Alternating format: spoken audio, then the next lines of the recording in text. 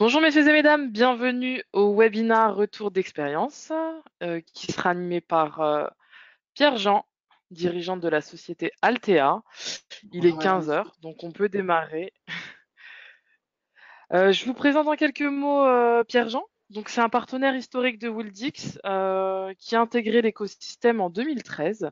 Il a aujourd'hui plus d'une cinquantaine de PBX actifs en France et il va nous présenter la solution intégré à un système d'appel infirmier, appel malade. Voir comment aujourd'hui la solution Wildix IP peut s'intégrer à ce genre de système et répondre à la problématique du milieu médical. Pierre-Jean, je te laisse la main.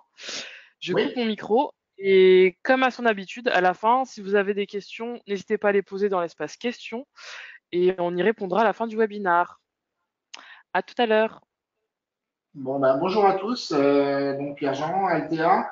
Je vais vous présenter très rapidement Altea, donc société créée en 2005 à la base sur de la téléphonie TDM traditionnelle Alcatel. Depuis 2013, nous sommes partenaires Widix et donc nous proposons de plus en plus des solutions IP sur la base de la technologie Widix.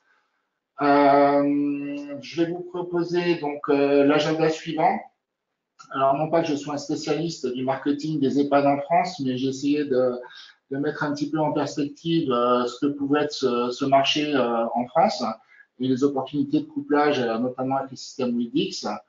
Voir ensuite en fait, quels sont les besoins, donc c'est ce qu'on va appeler le chapitre constat, les besoins de couplage, les principes, et ensuite, je vais vous faire part plus d'une expérience, on va dire, personnelle, c'est-à-dire la méthodologie qu'on a utilisée avec Widix pour permettre le déploiement jusqu'à ce jour de deux systèmes différents d'appel malade. Un CRMS, l'autre Télévic, troisième projet en cours avec de la SCOM. Voilà, donc c'est plus pour vous faire part de ce qu'on a fait, de ce sur quoi il faut être vigilant. Donc, on va dérouler progressivement donc, tous ces aspects. Donc, le marché des EHPAD en France, premier point à retenir, c'est qu'en 2016, il y avait à peu près 7000 EHPAD en France, dont la moitié est jusqu'à présent, donc 44%, ce sont des établissements publics, le reste étant du privé, soit commercial, soit associatif. À noter que la part du privé est grandissante au fur et à mesure des besoins. Les besoins sont en augmentation liés au fait que la population vieillit et que la dépendance de ces personnes augmente également. Donc, ça veut dire qu'il y a des besoins à venir qui vont être croissants. Voilà. Donc, de quoi a-t-on besoin quand il s'agit de traiter finalement des personnes en dépendance? Il y a besoin de remonter des alarmes le plus vite possible en temps réel, donc vers les personnels de santé. Donc, d'où l'intérêt d'un couplage entre le système d'appel malade et le système de téléphonie. L'idée étant, comme les futurs investisseurs vont être des investisseurs privés, c'est de maximiser, on va dire, ou limiter l'investissement, mais d'optimiser l'investissement de ces investisseurs en couplant en fait les remontées d'alarme du système sur l'infrastructure de téléphonie en place ou à créer. Autre besoin, puisqu'en fait les sources, on va dire, d'événements se multiplient, donc l'appel classique, on connaît, appel chambre, appel sanitaire, etc., se couple maintenant avec des systèmes embarqués, enfin des systèmes mobiles anti-chute. Les unités Alzheimer sont équipées de systèmes anti-fugue. Donc tout ça, on a besoin en fait de différencier les typologies d'événements et de les afficher sur les terminaux de mobilité dont sont notés les aides-soignants. Le couplage également doit pouvoir permettre de cibler en fait au niveau d'un dial-plan les catégories de personnel devant intervenir selon le type d'événement. Donc, les exigences, bien évidemment, il faut que le système soit en relation en temps réel avec la centrale d'appel malade. L'instantanéité permet la réactivité donc des services de secours ou de soins. La diffusion simultanée de l'information sur plusieurs médias, qu'est-ce qu'on entend? Donc, sur la centrale d'appel malade, vous avez effectivement les alarmes qui s'affichent sur un écran. Les personnels étant en mobilité dans les établissements, il est aussi souhaitable qu'elles reçoivent une information écrite sur l'écran du terminal sans fil, ainsi qu'une notification sonore, par exemple, selon le type d'événement à traiter. Ensuite, au niveau de la traçabilité des interventions, donc il y en a une qui est native sur le système d'appel malade. Il est intéressant aussi de voir sur la partie téléphonie, donc avec un couplage CDR, de pouvoir remonter aussi la façon dont les appels téléphoniques ont été traités dans le cadre des événements appel malade. Alors, Wildix présente l'avantage, on le verra un peu plus tard, de pouvoir avoir une communication en temps réel avec les centrales, se faisant sur différents types de protocoles, et également de pouvoir donc sortir ses stats, etc., avec tous les licences qu'on peut avoir dans le cadre de l'offre Wildix. Donc le schéma de principe, il est relativement simple. Donc vous allez déclencher une alarme selon le type d'événement. Donc c'est soit la poire de lit, soit on va dire un médaillon anti-chute, soit un bouton d'appel en tête de lit ou en tête de chambre. Cet événement va être traité par la centrale d'appel malade, qui va ensuite organiser la diffusion sur le système de téléphonie. Cette diffusion va rester en attente de traitement tant que l'événement n'a pas été acquitté par l'aide-soignant. Je vous parlerai peut-être un peu plus tard d'anecdotes, mais il faut en fait bien différencier, savoir qui va relancer l'appel entre le système d'appel malade et le système de téléphonie, parce que les deux peuvent le faire, et à un moment donné, il faut se coordonner pour éviter quelques petits inconvénients.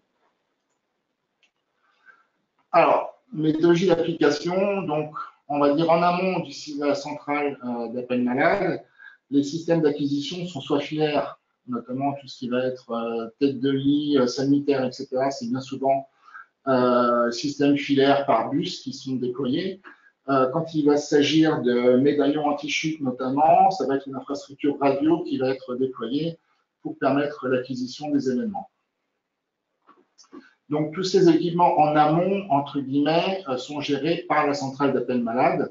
Donc, nous allons nous positionner en aval de cette centrale pour traiter, en fait, les informations qu'elle nous envoie. Donc, le principe, vous avez donc votre centrale ici d'appel malade qui va sortir un signal le plus souvent en RS-232. Il va vous falloir un petit boîtier d'acquisition RS-232 IP, donc connu sur référence Wildix, qui est au catalogue WRS-232. Bertrand, tu remarqueras le logo, il est pas mal. Hein. Ce boîtier va convertir le signal série en signal IP qui va être traité ensuite au sein du PBX, dans le cadre de dial-plan personnalisé et d'un dial-plan d'appel, on va dire, un peu plus classique pour faire sonner les postes. Donc, par contre, attention à bien vérifier les normes de câblage données par le constructeur de la centrale d'appel malade. Je vous ai sorti ici l'exemple de Televic. Alors, pour info, donc, on a fait du Televic et du CRMS. Donc, CRMS, c'est relativement simple. Je prends un cordon RS-232 câblé normalement, parce que je suis en RS-232 d'un côté et de l'autre, et donc je branche et ça marche. Televic, grand moment de solitude quand on est arrivé au déploiement, puisqu'en fait, il n'y a pas de sortie RS, c'est un bornier. Donc, il faut se procurer les schémas de câblage du fabricant d'appel malade et bien évidemment connaître le schéma de câblage du boîtier d'acquisition RS-232 IP. En amont de votre projet, ce que je vous conseillerais, c'est déjà de connaître le mode de communication de la centrale d'appel malade. En général, c'est soit de l'ESPA 444 ou de l'ASCII, qui est le cas par exemple de CRMS. Ensuite, bien évidemment, ce protocole de communication va faire appel à certains paramètres de communication sur le port série qu'il faut connaître afin de bien paramétrer le fameux boîtier RS-232.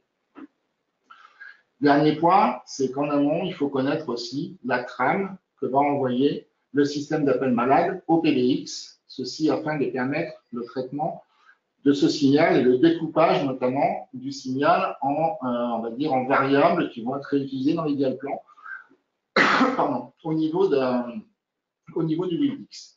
Donc, si je prends l'exemple de CRMS, donc le fournisseur nous a donné cette trame A091, 1, 2, 3, 4, A, AAP, CH120, Madame Musky, etc.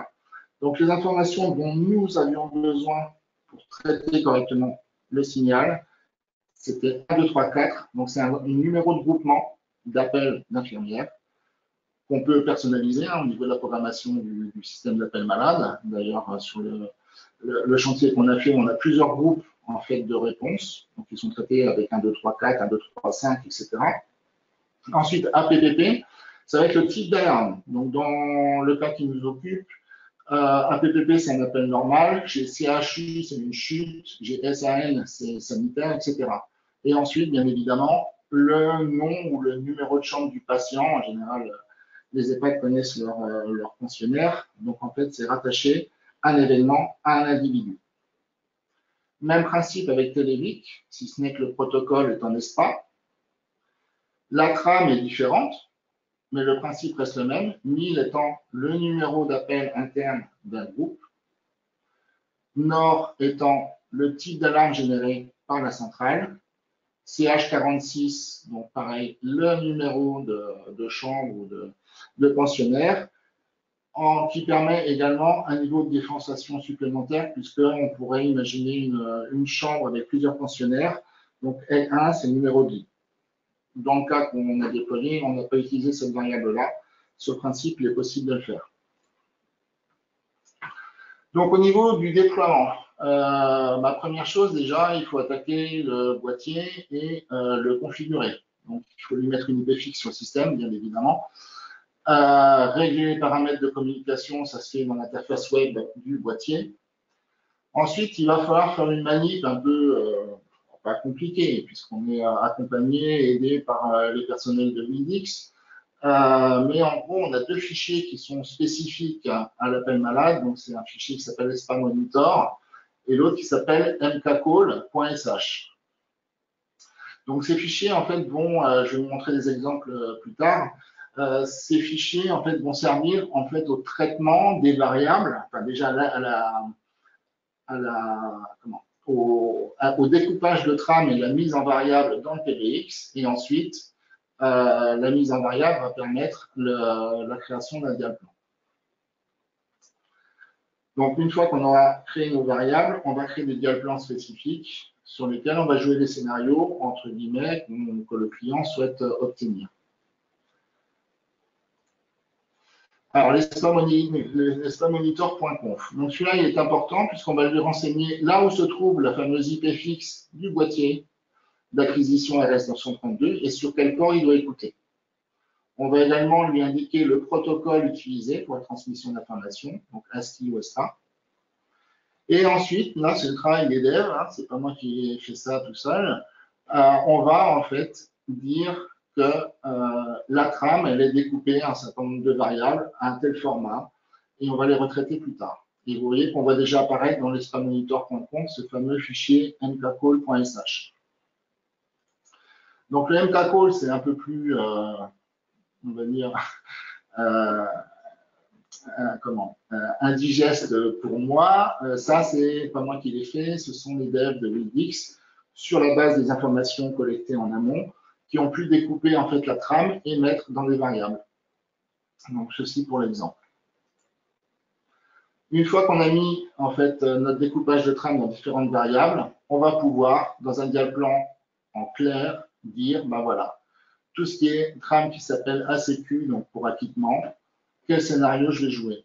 Là, en l'occurrence, sur le client ayant des aides-soignants qui ne décrochaient pas les appels, sur les acquis, on nous a demandé de raccrocher automatiquement. Sur l'activation d'un médaillon, on fait jouer donc un son et on joue un certain scénario. Idem sur les autres variables que le système d'appel malade peut nous envoyer. Ça, c'est un dial-plan spécifique pour le traitement des événements remontés par le système d'appel malade. Alors, Comment voir déjà que notre boîtier est bien couplé au système d'appel malade? Ben, il faut se mettre en syslog et on va regarder déjà si, en déclenchant un événement, je vois des choses se passer dans le PBX. Et là, je vois, au miracle, oups, excusez-moi,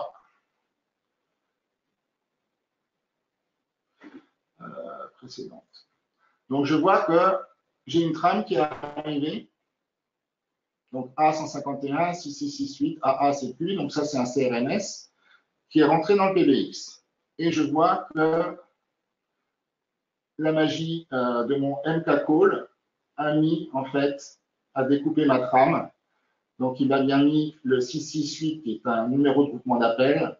Il m'a mis le message que je dois afficher au niveau de mes DOCT. Il m'a tout mis ça dans une variable. Donc, important de voir que les deux systèmes communiquent bien. Alors, des fois, ça peut être un peu périlleux, notamment le Télévi qui est en communication permanente, alors que le CRMS en fait, n'envoie qu'une trame quand il y a un événement, mais bien repérer qu'on reçoit bien la trame telle qu'elle devrait être et qu'elle se découpe comme il le faut. Donc, moi, ce que je vous conseillerais avant de dire je ramène une affaire malade, d'appel malade, et puis ben Bertrand et consorts, faut m'aider, je suis en déploiement chez le client, je vous conseillerais en amont du projet de valider, de faire valider la faisabilité.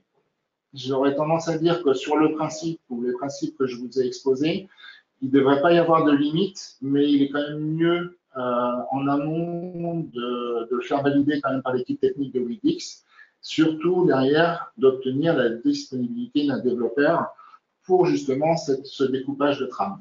Parce que personnellement, je ne connais pas suffisamment le langage interne du PBX pour le faire moi-même.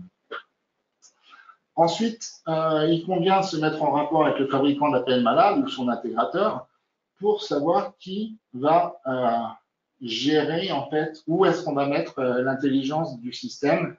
Bien souvent, elle est au niveau du système d'appel malade qui va lui recevoir les acquis et donc pouvoir régénérer les appels. En tout cas, il est important de mettre au point, enfin au clair ce point. Sinon, vous risquez d'avoir en fait des réémissions d'appels faites à la fois par le PBX et par l'appel malade. Et ça nous est arrivé en 1 heure de temps de saturer un PBX 90, puisqu'en fait, il n'y avait pas eu cette coordination faite en amont. Donc ça, c'est un retour d'expérience. Attention également, quand vous allez faire une mise à jour de votre PBX, ne le faites pas un vendredi soir à distance, puisqu'en fait, la mise à jour va écraser les fichiers MK-Call et ESTA Monitor. Donc, je vous conseille d'être sur place, de planifier votre intervention, d'avoir fait une sauvegarde, bien évidemment, de ces fichiers pour pouvoir les réinjecter proprement. Alors, juste pour terminer, les deux configs qu'on a eu à traiter. Donc, en fait, j'ai un système d'appel malade CRMS qui embarque ses propres bases, y compris CDR. Donc, en fait, j'ai un monitoring au niveau des événements sortis du CRMS. J'ai interfacé ça sur un PBX Wildix qui est couplé principalement à une infrastructure de ECT, sur lequel est embarqué également un CDR View, ce qui me permet en fait d'assurer la traçabilité de sortie d'appel malade vers les terminaux et voir qui répond, qui ne répond pas, ou ce qu'il y a pu y avoir comme événement entre la centrale et les postes téléphoniques. Donc sur CRMS, on a une infrastructure radio, donc pour la partie appel malade, qui permet l'acquisition de 60 médaillons de chute. Donc tout ça, c'est fait par une infrastructure radio répartie sur l'établissement. Le reste, donc tout ce qui est distribution des chambres, alarme porte, etc., se fait par infrastructure filaire. Comme je vous l'ai expliqué, peu nous importe puisque nous sommes en aval du système d'appel malade et on reçoit donc toutes ces trames sous le boîtier RS232 IP qui est couplé au PBX. Côté Wildix, donc on a une infrastructure de 7 bornes IP, plus 3 répéteurs, mais aussi pour couvrir la surface, équipée à 22 decks.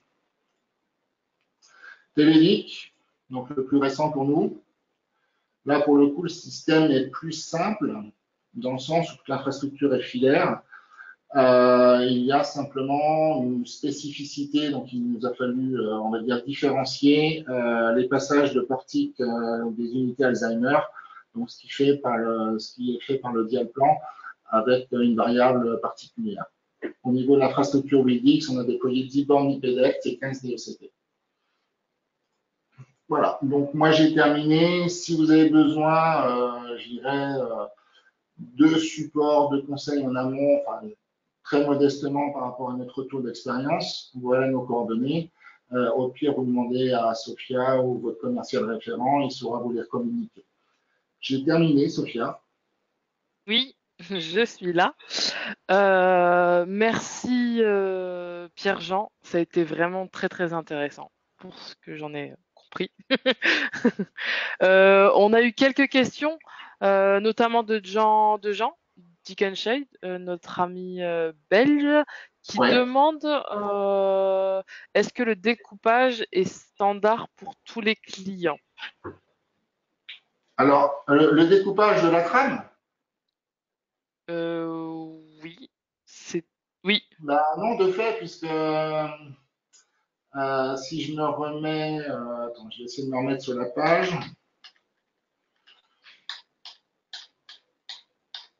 Là, il y a deux exemples. Donc, typiquement, en fait, la trame, elle va être donnée par le fabricant d'appel malade. D'accord? d'accord, ok. Donc, en fait, le découpage de trame, il est spécifique à chaque système d'appel malade. Par contre, une fois qu'on a mis, par exemple, le 1, 2, 3, 4 en rouge pour CRMS, il va correspondre aux 1000 de Télévic, puisqu'on va le mettre dans la même variable du dial plan, puisqu'on va faire sonner un groupe de réponses. Est-ce D'accord? qu'on a répondu à ta question, Jean? Ensuite, il avait une deuxième question. Peut-on éviter les DECT pour les smartphones ou les ECT, excuse-moi, les ECT pour les smartphones? Est-ce que tu peux préciser ta question? DECT. Il manque peut-être un D. Ouais. C'est DECT, ouais, c'est ça. Peut-on éviter les DECT pour les smartphones? Bah, j'aurais tendance à dire que le besoin étant de la mobilité sur site, donc soit tu le traites effectivement par DECT, soit tu le traites avec l'appli mobile. Après, je pense que l'appli mobile, selon que tu es sous Wi-Fi ou sous 4G, bah, tu vas avoir un peu plus de latence avec ton appli mobile. Ouais, Moi, c'est ce j'ai qu'il pas disait eu à de la passage de questions dans ce Wi-Fi. sens-là, en tout cas sur ce type d'applicatif. J'ai pas eu de demande de fausses économies, entre guillemets, de la part de mes clients. Sachant qu'ils venaient de systèmes traditionnels de téléphonie et que ben, les systèmes TDM ne fonctionnent qu'avec du DECT, à ma connaissance. Donc l'appli mobile étant peut-être un plus de Wildix, maintenant je mettrai juste en garde par rapport au problème potentiel de latence lié à l'appli mobile. Dans le milieu médical, c'est peut-être pas le mieux. Ben, Est-ce trouver que... l'instantanéité, la réactivité, Ouais, tu vas éviter de faire perdre du temps. Voilà, enfin, c'est mon point de vue. Maintenant, j'ai pas eu de demande spécifique d'appli mobile sur ce type d'applicatif. ok. Est-ce que vous avez d'autres questions sur cette problématique suite à la présentation de Pierre-Jean? Hmm, bah écoute, il semblerait que non. Je pense Bon, que tes explications ont été très très claires. plus sur ça. Euh, En tout cas, on a très bon. Attends, on a Michel qui te remercie pour cette présentation très professionnelle. Attends, on a Thierry Dubois qui demande si t'as pas eu de besoin de visioconférence Pour. sur, je pense que c'est pour les EHPAD. Ouais, pour les Ah, EHPAD. Est-ce que tu as eu des besoins de visioconférence pour les Thierry, EHPAD? tu penses à quoi? Une forme de levée de doute? C'est en gros, j'ai mamie qui est tombée par terre et je veux m'assurer qu'elle est bien par terre. Exact, levé de doute, ouais.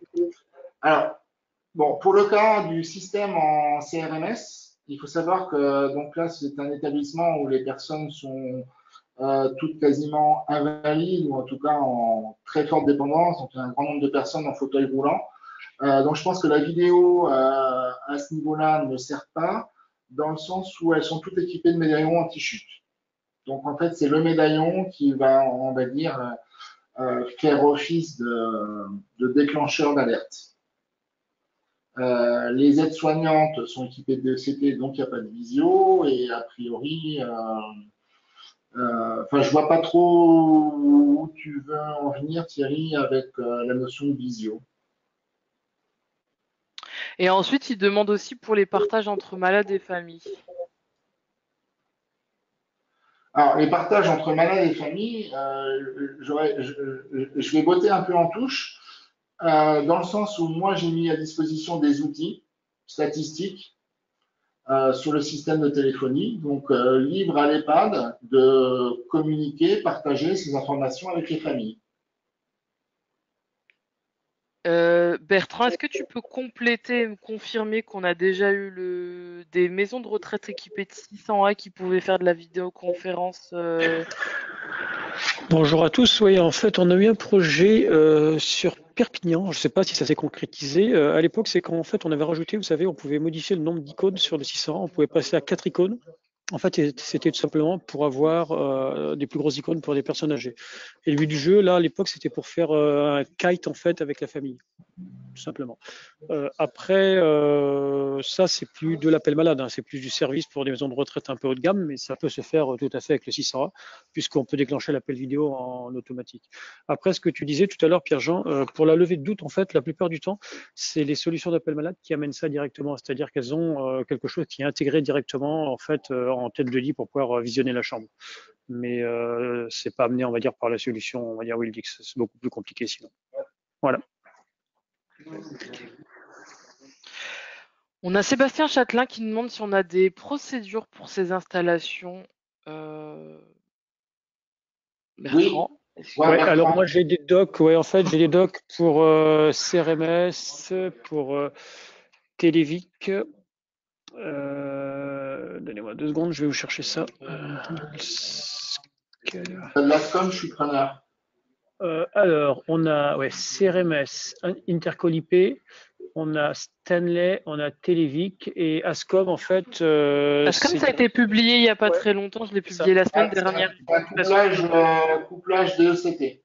C'est pas Ouais, la c'est peine. totalement Ouais, différent. ça a été publié la semaine dernière. Faut que je communique. Où ça? Sur le site internet dans Je intégration. pense que, si je raconte pas de bêtises, Contre, hein, Sophie, je par contre, pense que c'est totalement c'est différent, Pierre-Jean. La façon de l'intégration faire. de DECT ASCOM sur le système Windix. Ouais, mais tu verras, Pierre-Jean, c'est totalement différent de ce que tu fais là. Il n'y a pas besoin des fichiers make-call et ainsi de suite, hein. C'est directement intégré au travers une sorte de transcript, tu verras. Oui, mais c'est pas le système d'appel malade ASCOM qui est couplé au PBX. C'est C'est pour un peu pouvoir plus. interconnecter tes DECT avec les DECT déjà déployés par ASCOM sur leur propre système d'appel malade. C'est ça, exact. Donc, c'est pas du traitement appel malade pour moi. C'est de C'est différent, l'interconnexion c'est système. totalement différent, on est d'accord. Ok. Il y a Mickaël Moisan qui remercie Pierre-Jean pour ta présentation et ton retour d'expérience. Il nous dit qu'une nouvelle génération arrive avec du couplage cible bientôt qui sera validé. Avec, pardon, j'ai pas entendu. Avec du couplage cible bientôt sera validé. Alors Mickaël Moisan, Ouais, en fait, c'est vrai qu'il y a certains constructeurs qui font de plus en plus de SIP. Donc, au lieu de valider en fait par de l'ESPA en RS232, on peut maintenant aussi les connecter en SIP. Après, ça dépend de la volonté de certains fabricants, mais évidemment, c'est l'avenir. On est d'accord. ok. Jean, il me demande si on pourrait avoir des documentations pour Télévic. On va essayer de regarder ça, vous envoyer ce dont vous avez besoin. Joseph demande si le système Moldix peut être utilisé comme standard téléphonie pour les patients Alors, j'ai les deux cas, c'est-à-dire que là, j'ai une phase 2 sur l'EHPAD équipé en CRMS, où on va effectivement doter l'établissement de ce que je vais appeler une fonction hôtelière. Donc, on va déployer des passerelles FXS pour alimenter les téléphones des chambres et faire bénéficier les résidents des accès, on va dire, de l'EHPAD. Jusqu'à présent, ce n'était pas le cas, c'était des lignes indépendantes Orange déployées à la demande des résidents. Le deuxième cas, l'EHPAD équipé en télévic, c'est l'inverse. Je ne vais pas dire que c'est une religion de la direction, mais ils n'ont pas souhaité, parce que c'était un projet qui sortait de terre, on leur avait proposé cette solution de déployer la téléphonie dans les chambres de résidents. Ils n'ont pas souhaité y accéder et ils déploient donc des lignes analogiques au fur et à mesure des besoins des résidents ou des demandes des résidents. Mais il est possible de le faire, bien évidemment. En fait, il faut séparer la partie couplage appel malade de la partie, on va dire, téléphonique, qu'elle soit administrative ou, on va dire, à vocation hôtelière. Le Windix permet, je dirais, toutes ces fonctionnalités-là. T'es pas Très d'accord, bien, Joe?